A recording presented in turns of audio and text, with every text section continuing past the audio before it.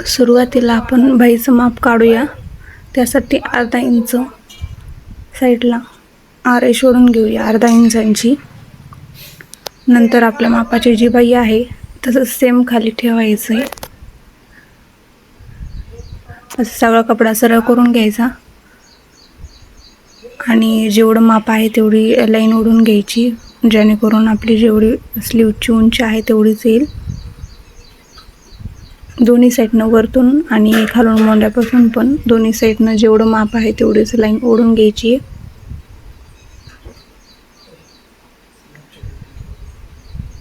आणि नंतर गोल असं शेप देऊन घेऊया.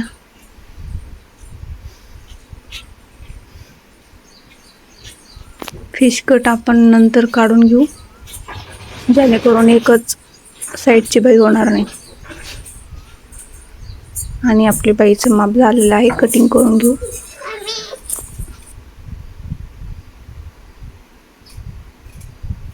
कट झालेली आहे आणि साईडचा जो एक्स्ट्राचा कपडा असतो तो पण कट करून घ्यायचा. आणि वरती जे आपण स्टिच करतो तिथून असं मार्क करून घ्यायचं, म्हणजे जोडताना आपल्याला सोपं जातं. आपण नंतर सगळे पार्ट सोबतच ब्लाऊज पीस कट करणार आहोत. आता फक्त अस्तरची कटिंग करून घेत आहोत. तर आपल्याला आता ब्लाऊजची घडी टाकायची आहे, म्हणजे बॅक पार्टचं, जेणेकरून बॅक पार्टचं माप घेता येईल. त्यासाठी मापाचं ब्लाऊज घ्यायचं आहे आणि टेपनं आपली जी हे हुक लावायची पट्टी आहे तिथून ते मोंड्यापर्यंत सरळ टेप ठेवून असं थोडंसं ताण देऊन माप घ्यायचं आहे. कितीची घडी आहे ताणून जेवढी घडी येत आहे तेवढी घडी घ्यायची आहे. आता इथे 10ची घडी आलेली आहे, तर 10चं माप घ्यायचं आहे. एका साईडला लिहून ठेवायचं, जेणेकरून आपल्याला लक्षात येईल. एक एक माप घेऊपर्यंत टाईम होतो, त्यामुळे एकसाथ माप घेऊन लिहून ठेवायचे साईडला. त्यानंतर मोंड्याचं माप घ्यायचं आहे. आपला मोंडा 5.5 आहे आणि नंतर गळ्याची उंची घ्यायची आहे. तर आपली इथं गळ्याची उंची ती 6 आहे. आपल्याला कटोरी ब्लाऊज शिवायचे.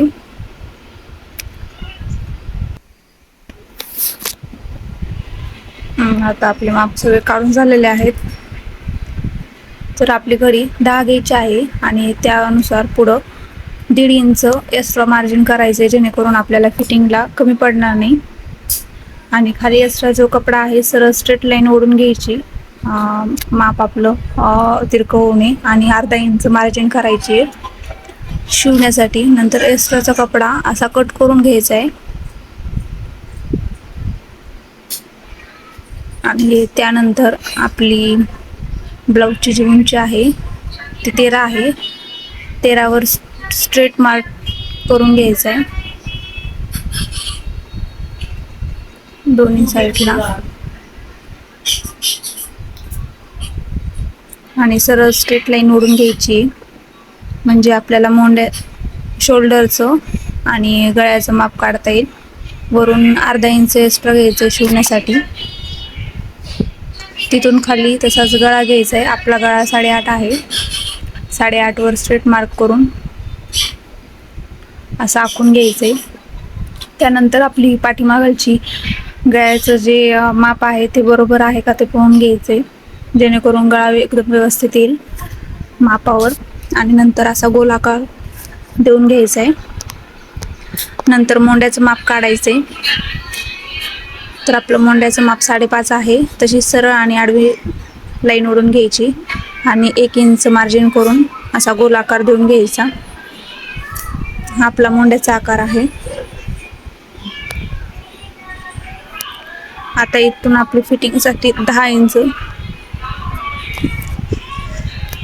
मार्क करून घ्यायचा आहे आणि खाली जे कमरेचा भाग आहे तो ब्लाऊजनुसार किती आहे तो पाहून घ्यायचा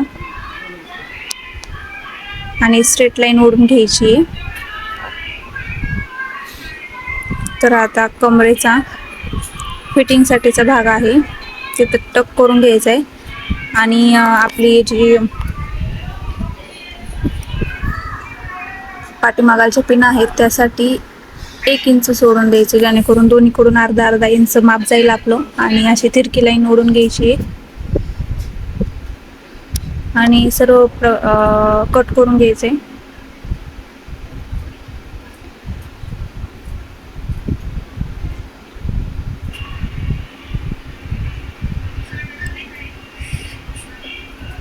या पद्धतीने कटिंग केल्यावर तुमचे एकदम परफेक्ट येईल.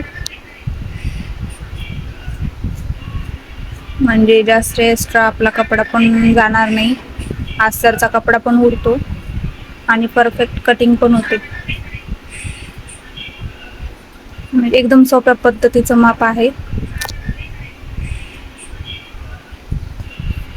आणि हा आपलं बॅक साईडची कटिंग पूर्ण झालेली आहे. आता फ्रंट पार्टची कटिंग करून घेऊया. त्यासाठी मी आधीच माप काढून ठेवलेले आहे. फक्त आखून घ्यायची आणि गळा किती आहे त्यानुसार अर्धा इंच 1 इंच असं वाढून घ्यायचं आणि आहे तसाच आकार घ्यायचा. आपल्याला जर कमी जास्त पार्ट वाटत असेल तर थोडंसं बाजूला सरकून वाढून घ्यायचं.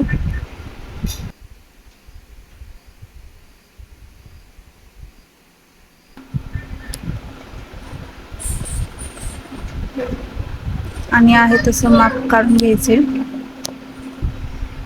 या पेपर कटिंग करायला एकदम सोपे जाते आणि जिथं आपल्याला अर्धा तास लागतो तिथं 15 मिनिटात कटिंग करून रेडी होते. हे माप मी स्वतःच तयार केलेले आहे, म्हणजे आपल्याला कटिंगला जास्त टाइम नाही लागत.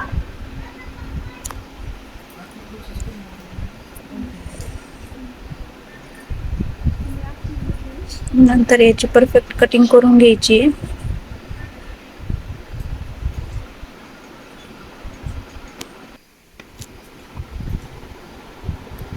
आता आपला हा कटोरीच्या साईडचा पार्ट कट करून झालेला आहे.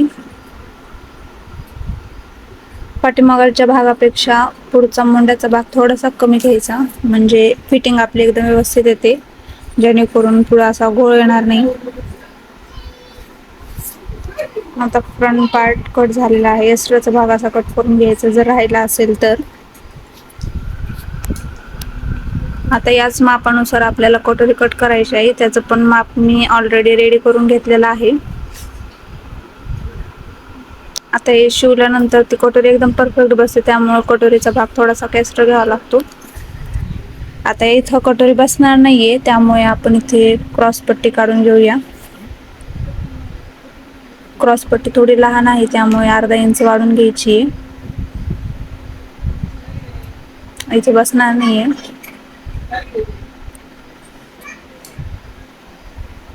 जो आपला उरलेला कपडा असतो त्यात आपण हुकपट्टी करू शकतो. आता इथं कटोरीचं माप काढून घेऊया. थोडासा कपडा जास्त वाढून कटोरीचं माप आहे तसंच ठेवायचे. हे कटोरी एकदम परफेक्ट बसते. आता ही आमची मांजर मदतच करायला येते तिला.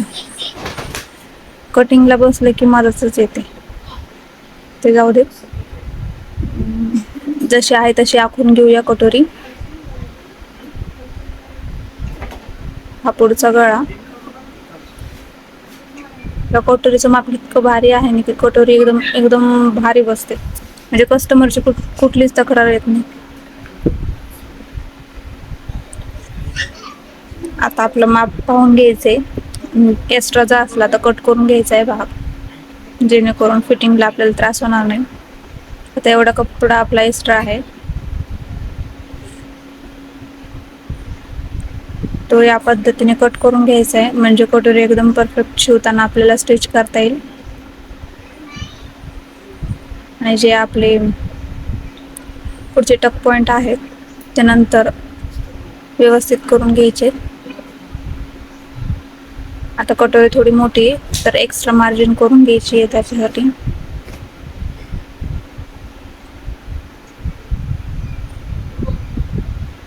आता आपण अर्धा इंच वाढून घेत आहोत. पाऊण इंच इकडच्या साईडनं पाऊण इंच आणि इकडच्या साईडनं पण अर्धा इंच वाढून घ्यायचं आहे, जेणेकरून कटोरीला नंतर कमी जास्त पडणार नाही. आता यानुसार आपल्याला कटोरीचा मध्य भाग काढून घ्यायचा आहे, म्हणजे आपल्याला त्याचे टोक एकदम व्यवस्थित येतील. आता हा भाग थोडा कमी आहे, प्रत्येक वेळेसच कट करण्यापेक्षा याचंच माप कट करून घेते, म्हणजे प्रत्येक वेळेस आपल्याला माप घ्यायला त्रास नाही होणार.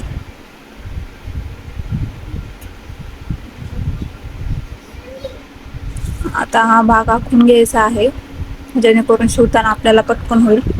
मेजरमेंट घेण्याची गरज नाही. आता हा भाग आपल्याला 2.5-3.5 इंच घ्यावा लागतो प्रत्येक मापाला, जेणेकरून पुढचा भाग एकदम व्यवस्थित बसेल.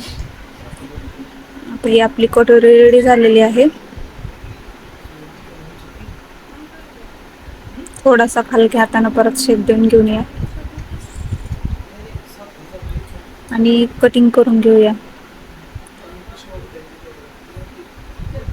थोडासा कपडा वर सरकला होता.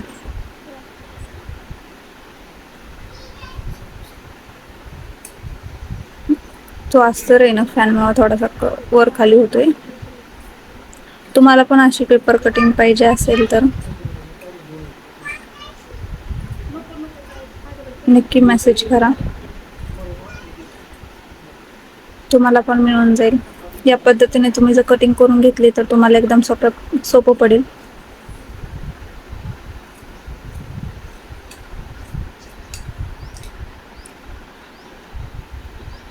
याच्यापेक्षा खूप कमी जास्त अशा प्रकारचे आपल्याला साईज अवेलेबल आहेत आपल्याकडं. आता ही आपली परफेक्ट कटिंग झालेली आहे. आता याचा मध्यभाग काढून घेऊ. थोडंसं साईडनं आपल्याला मार्जिन सोडायचे आहे, जेणेकरून आपला भाग आहे ना तो एकदम परफेक्ट बसेल. कटोरीचं माप म्हणलं की एकदम परफेक्टच घ्यावं लागतं. थोडं जरी इकडं तिकडं झालं की कस्टमरची मग तक्रार येते, त्यामुळे आधीच कट करताना काळजी घ्यायची. आता आपण क्रॉसपट्टीचं माप काढून घेऊ. असं डबल फोल्ड करायचं आहे, म्हणजे दोन्ही साईडची कटोरी आपल्याला काढता येईल. कटोरी अशीच ठेवायची, थोडी आपल्याला वाढून घ्यायची, तर अर्धा इंच वाढून घ्यायचे माप आपल्याला. ही तयार क्रॉसपट्टी 2.5 इंचाची आहे, तर आपल्याला 3 इंचाची घ्यायची आणि वरतून 3.5 इंचाची. तर साईडला थोडासा कपडा जास्त घ्यायचा आहे, म्हणजे आपला फिटिंगमध्ये जाईल. आणि अशी क्रॉसमध्ये लाईन ओढून घ्यायची, म्हणजे आपलं खालचं जे माप आहे ते सरळ नाही क्रॉसमध्ये येतं ना फिटिंगचं. चेस्टचा भाग जास्त आणि कमरेचा भाग कमी असतो, त्याच्यामुळे क्रॉस लाईन घ्यायची राहते. आणि नंतर अशी व्यवस्थित पद्धतीने कटिंग करून घ्यायची. एक्स्ट्राचा भाग कट करून घ्यायचा आहे आणि साईडनं असं पण कट करून घ्यायचं आहे. डबल फोल्ड केलं होतं ना, त्यामुळे. आपली आता एक क्रॉसपट्टी तयार झाली आहे. पाहू शकता किती मस्त आकार आलेला आहे. तर आपला हा बॅक पार्ट तयार झालेला आहे. गळा पण पहा किती सुंदर आलेला आहे आकार. क्रॉसपट्टी, कटोरी आणि स्लीव्ज आणि कटोरीच्या साईडचा भाग.